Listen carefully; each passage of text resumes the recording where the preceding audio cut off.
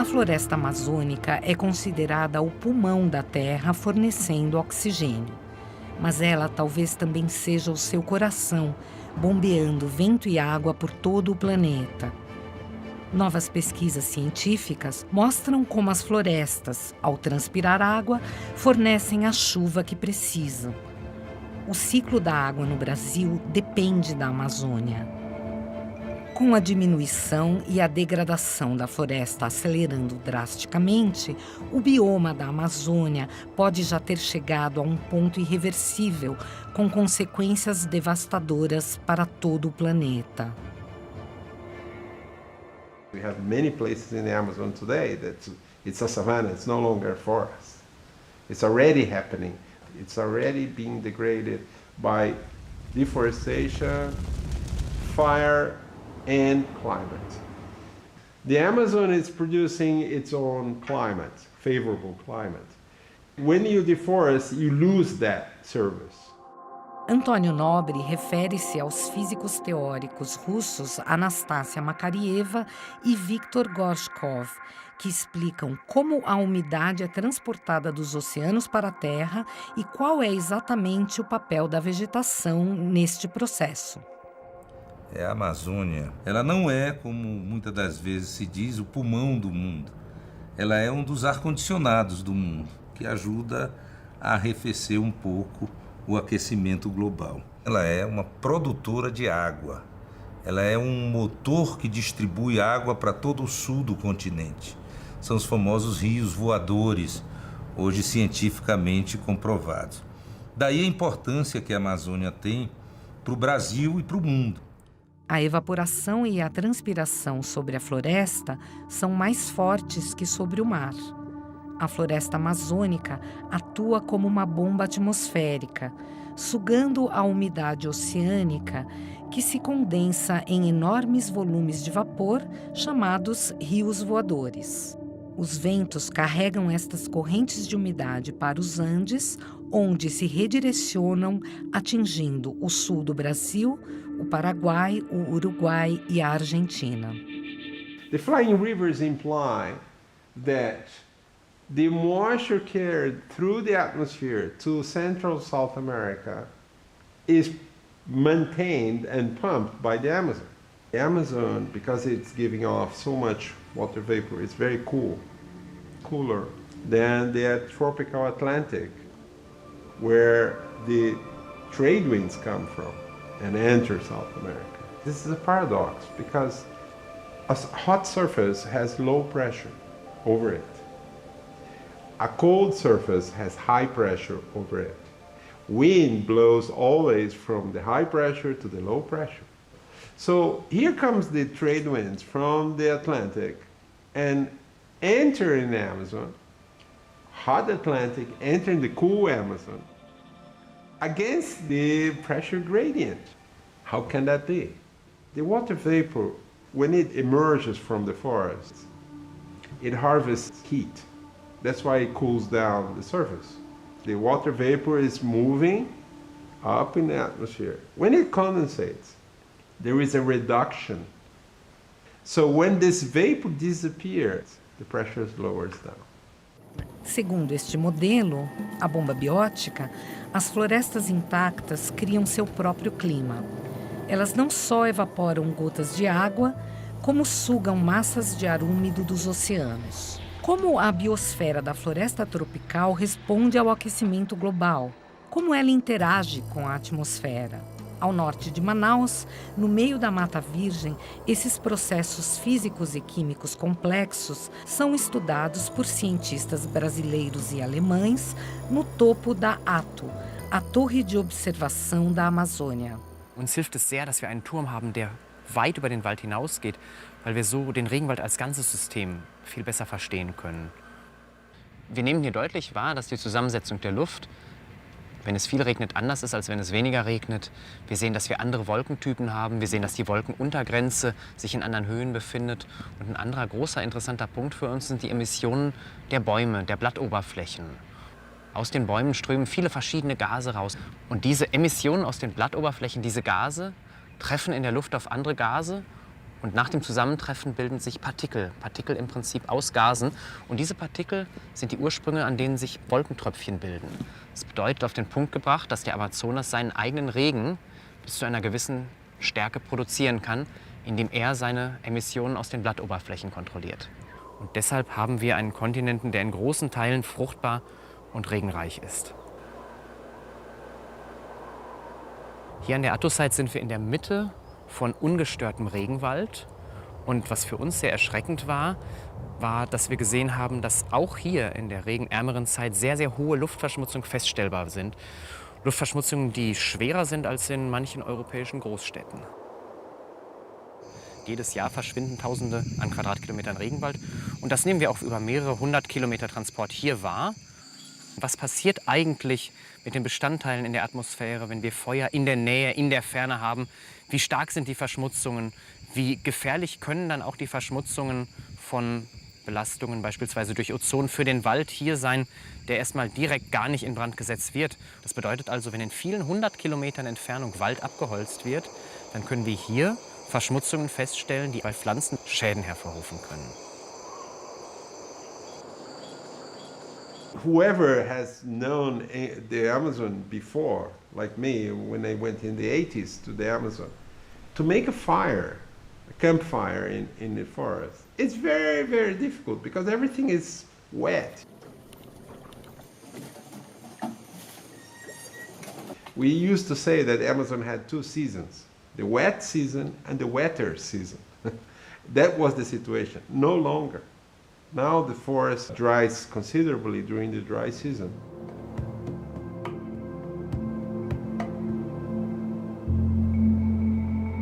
Brasilien spielt als großes Flächenland mit vielen Einwohnern natürlich eine ganz herausgehobene Rolle bei der Erreichung der weltweiten Klimaziele. Insbesondere wegen der großen Waldflächen, den Amazonasraum, dieser einzigartige Großraum, der weltweit eine sehr, sehr große Rolle spielt beim Erhalt des Weltklimas. Und das ist auch unsere Motivation für die deutsche Bundesregierung und hier für dieses Haus, das Bundesministerium für wirtschaftliche Zusammenarbeit und Entwicklung, massiv zu investieren, unsere Partner zu unterstützen bei der Erreichung der Ziele, die sie sich selbst gesetzt haben.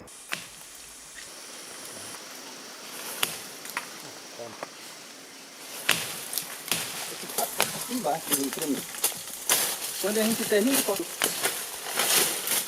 se eu cortar aqui embaixo rápido, tem que cortar aqui em cima ligeiro, porque se eu demorar, quando eu terminar de cortar aqui, a água já sumiu.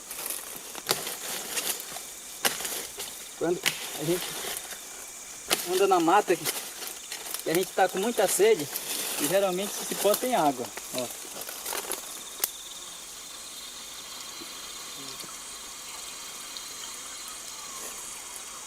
Essa água é muito boa.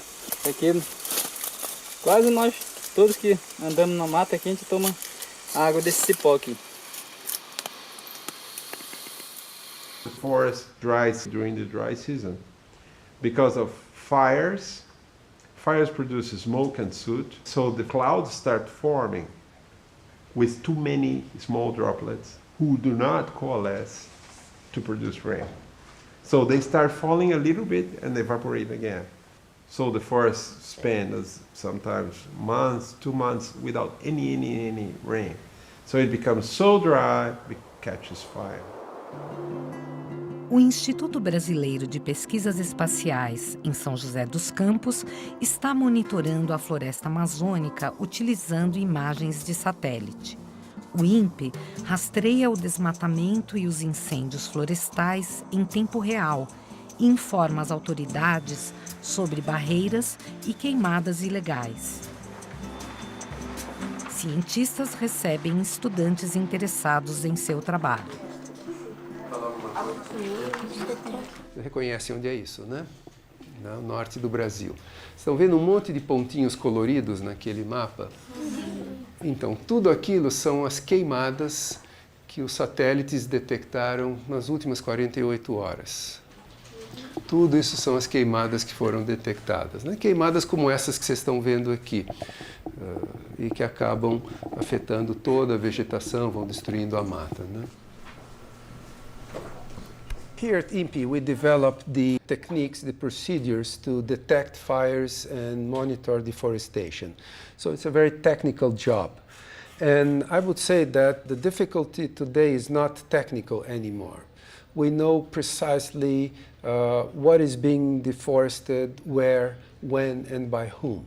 So all the technical needs related to this problem were solved. What remains to be fixed is the political will to stop deforestation and forest fires in Brazil. A agricultura é o principal motor do desmatamento. Os ruralistas, com seu poderoso lobby dentro do Congresso, não perdem tempo. Alcançaram uma diminuição dos serviços de ecossistemas florestais, como a regulação hidrográfica e climática. Isto, por sua vez, ameaça o fornecimento de produtos agrícolas no país.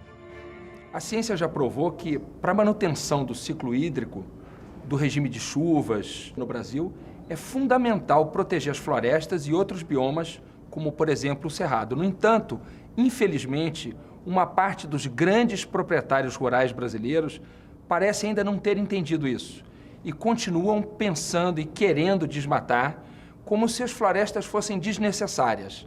O que me espanta, o que me chama a atenção, é que parece que eles não entendem que para a própria manutenção da atividade deles, a agricultura, é fundamental ter água. E para ter água, é fundamental ter floresta. Esse é o dilema que a gente vive hoje em dia no Brasil. A última grande chuva em Brasília foi há 5 meses. Difícil acreditar que a cidade ao redor desse imenso lago vive a maior escassez de água de seus 57 anos de história. Muda para ver se ameniza um pouco a crise que impôs um racionamento de um dia por semana sem uma gota nas torneiras. A CAESB já foi autorizada a ampliar o racionamento que começou em janeiro para 2 dias por semana. O nível do reservatório principal de Brasília baixou para 5%. Essa crise hídrica é a maior crise hídrica da história de Brasília, dos últimos 50 anos.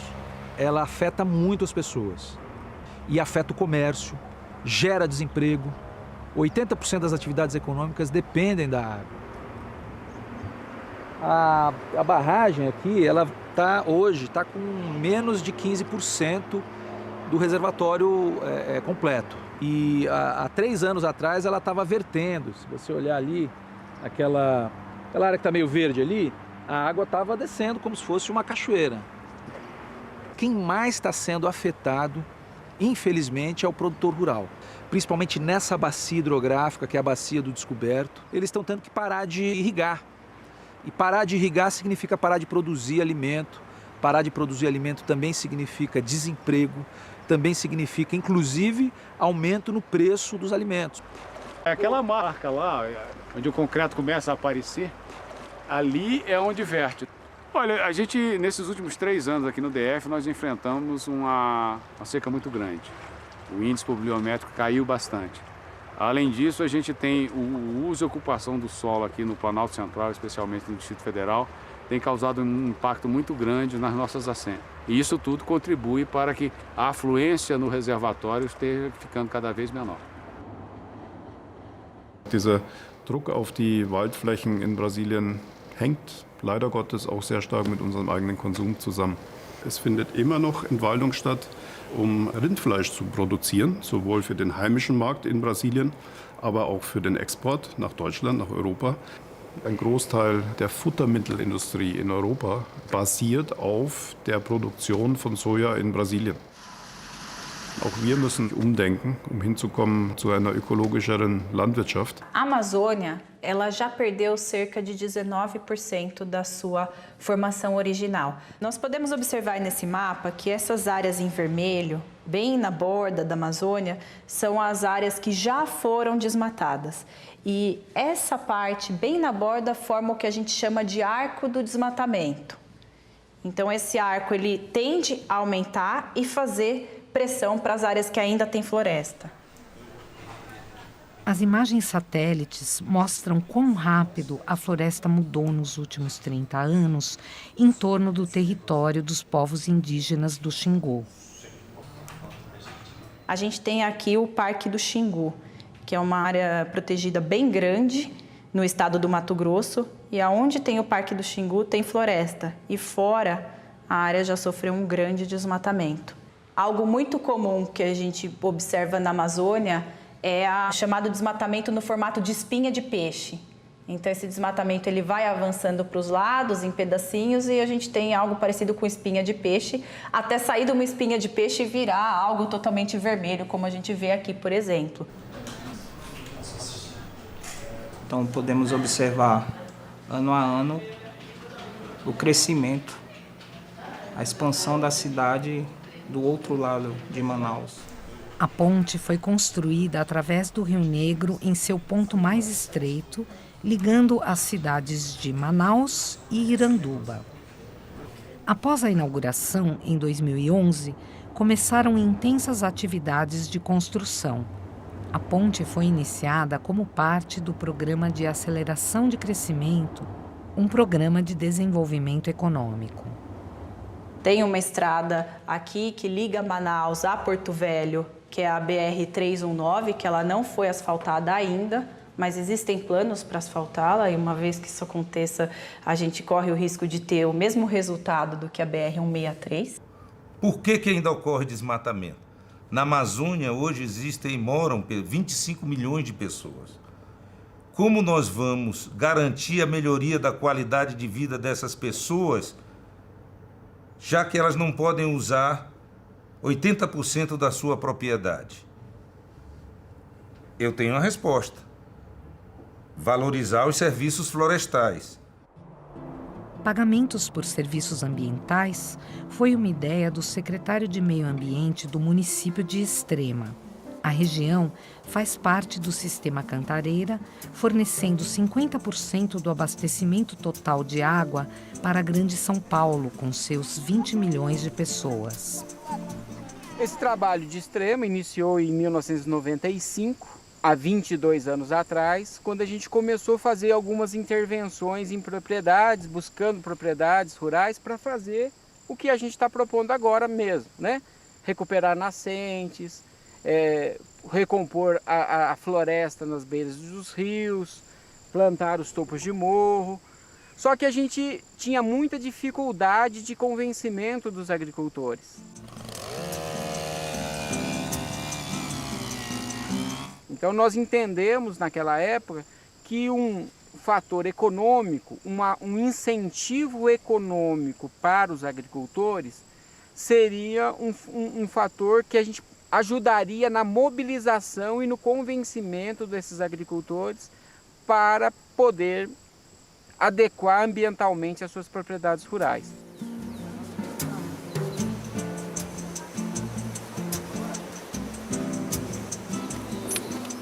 E o projeto foi se expandindo e hoje nós temos mais de 200 propriedades aqui no município de Extrema.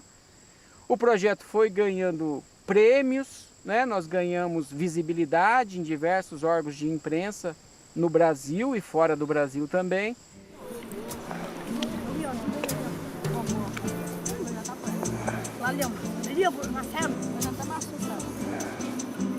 E outros municípios se interessaram nessa mesma proposta e é o que nós estamos levando agora para 284 municípios nessa região da Serra da Mantiqueira, né, que corresponde a uma área de 100 mil quilômetros quadrados, essa região dos 284 municípios, que tem como meta restaurar 1.200.000 hectares, que corresponde a 10% da meta brasileira no INDC, né, no protocolo assumido na Conferência de Paris, né, a COP21.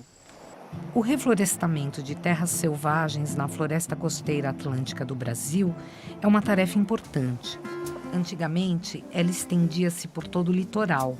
Hoje, menos de 1/10 ainda está de pé. Agora, todos os proprietários de terra devem prestar contas sobre o seu uso. 20% de cada terreno deve permanecer intacto ou ser reflorestado. Na região amazônica, 80%. Isto é, de longe, insuficiente. Os ativistas exigem desmatamento zero e reflorestamento. Os métodos agroflorestais ajudam a atingir esses objetivos. And when I first got here, there was nothing, there's no trees at all. Just grass and lots of rocks. The corn that I used to plant would grow this tall, wouldn't produce at all, very poor soils, degraded soils. And so I started working with plants, trying to discover plants that would grow here and that would produce a lot of biomass and help recover the soils without too much effort. Planting water means this, means when you look inside the plant, what do you find? This is dropping water. It's actually literally producing water.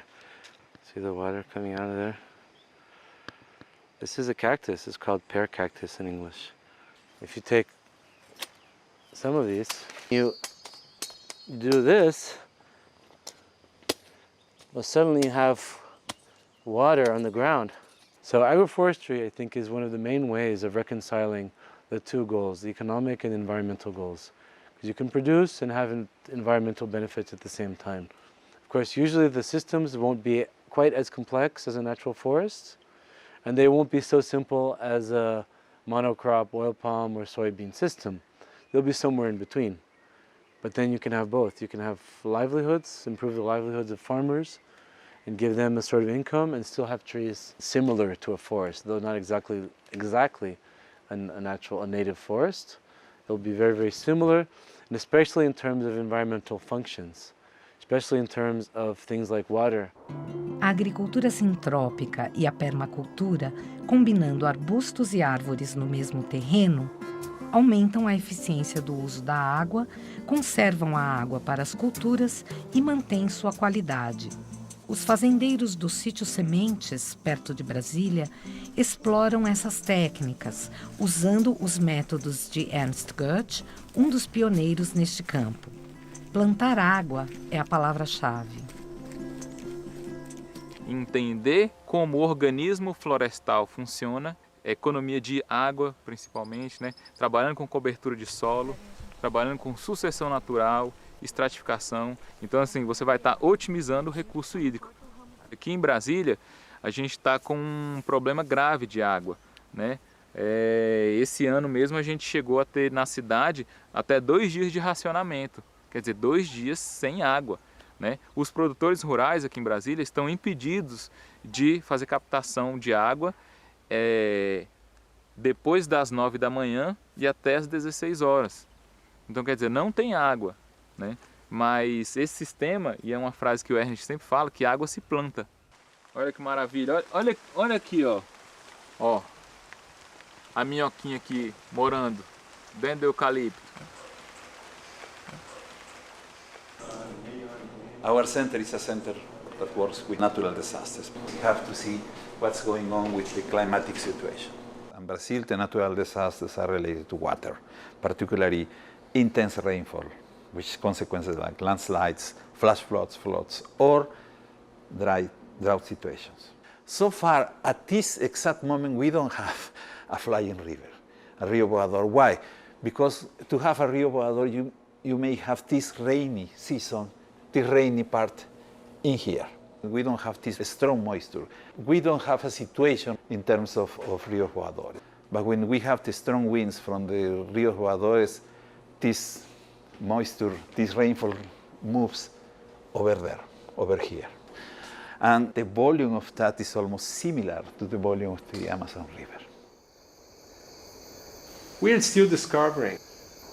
And the problem we have now is that there is no more time. The scientific enterprise will take many years till this is fully demonstrated, etc. And it will be too late because the Amazon will be gone. What we have now is that we have a very good theoretical reason to believe that the Amazon has an incredible importance in terms of cooling the planet vertically through the evaporation and condensation, and latitudinally because it affects the circulation on the oceans. And not only the Atlantic, there is a powerful effect on the Pacific as well. And in so doing, it keeps Earth cool.